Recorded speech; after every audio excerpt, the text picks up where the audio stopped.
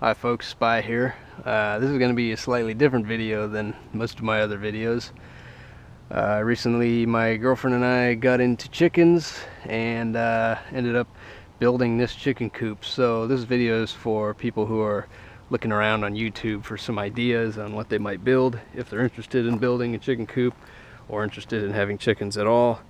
So what we're going to do is give you a brief tour of this chicken coop that I built.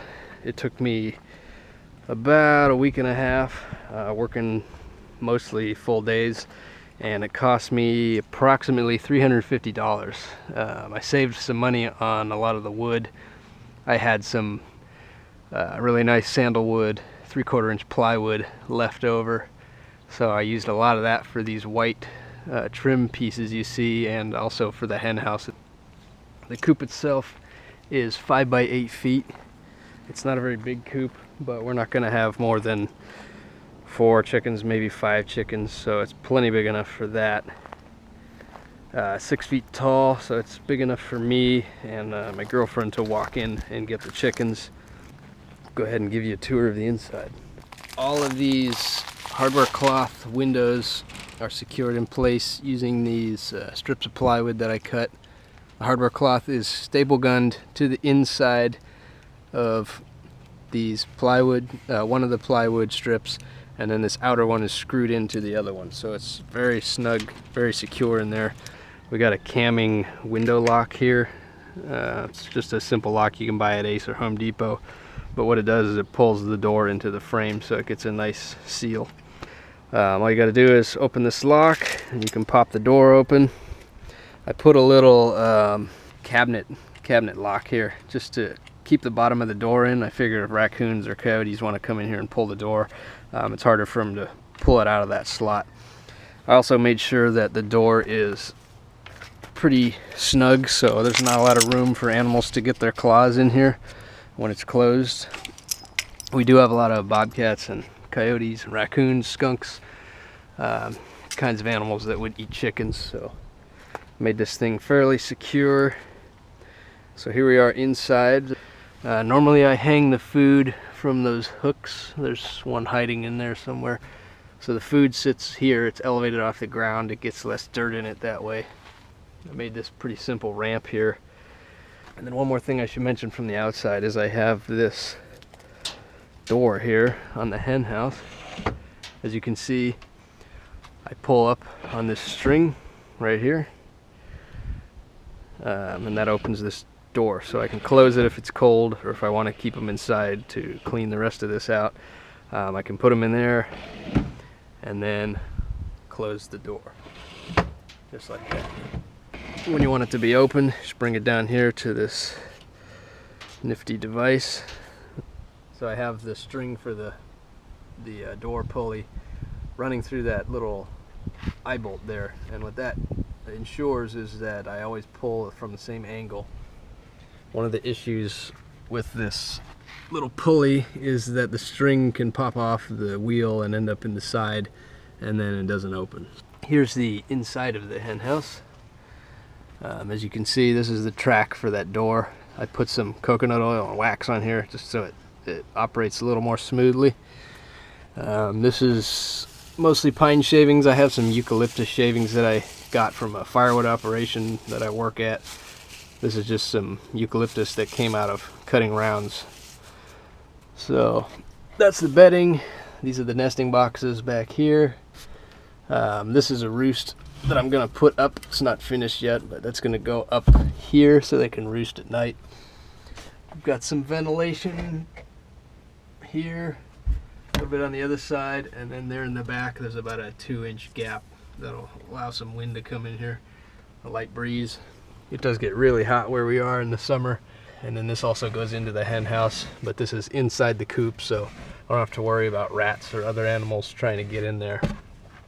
The entire bottom of this is sealed as well. That's very important, especially if you have predators or coyotes, raccoons, things that might try to dig or really spend a lot of time attempting to get into your coop. So the sides have hardware cloth that goes down about 16 inches underground, and then the entire underneath has chicken wire on it. So everything here has chicken wire underneath it, keeps it completely sealed. Then up top we have 2 more screens here, as you can see. Just lets more air in, light in, makes it a little nicer when it's when temperatures are nice outside.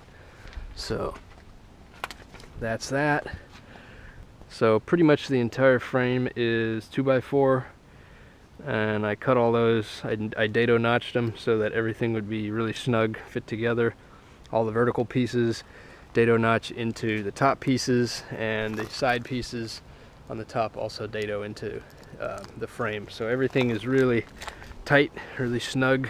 And then I use some small braces on the sides, also a brace here, and then I have a couple braces down here, so it's really sturdy. You can stand in the hen house, stand on the roof.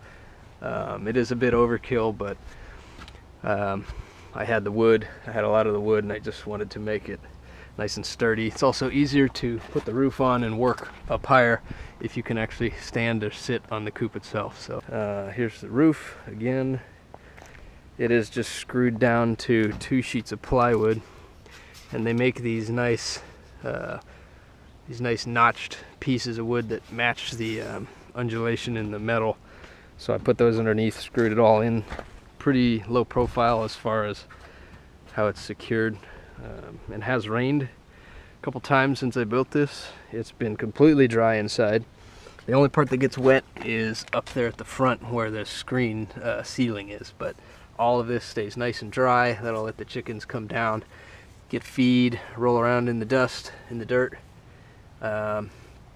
Just gives them a lot of options, even if the weather's not too nice. Here's the back of the chicken coop. This is where we will collect the eggs. This is the back side of the hen house. Also fairly simple. This is a 10-inch overhang that just keeps water from shedding down the face and maybe getting into there and wetting the pine shavings or the bedding. And then there's also a lip inside here, which I'll show you in a second, that keeps water and moisture from getting up into the flat area where the chickens roost. This just allows me to secure it, keep predators out of the back. So I've got 4 nesting boxes. If you have 4 or 5 chickens, you don't need 4 nesting boxes. If anything, it's just more area for them to check out, hang out, sleep in, whatever. And one of the cool things about this is that when you want to clean it, you just come in here, pop out this back panel, and you reach out here, pop out that front panel, and you can slide out all of the nesting box dividers fairly easily. Some of them are a bit tight. I haven't moved them in a while, but you just pop them all out, and then the coop is totally open. You can reach in there with a rake or something. Coming around to the last side here, this is the new door that I'm adding. I have to paint it, but when it's finished, you'll be able to, swing it open like this, reach in there and clean things out. It's also gonna have a screen door on the inside, so that'll fit right here, and that will just get more breeze in here if it's a really hot day. So just another way to ventilate the hen house. So before I started building the coop, I had to level this ground. As you can see, we're on a hill. This is level, kind of like this, so it's fairly steep. So all I did was I started digging down, moved all the dirt that came out of that slope over to this side, and then put in this board and drove in some rebar, which you can see there.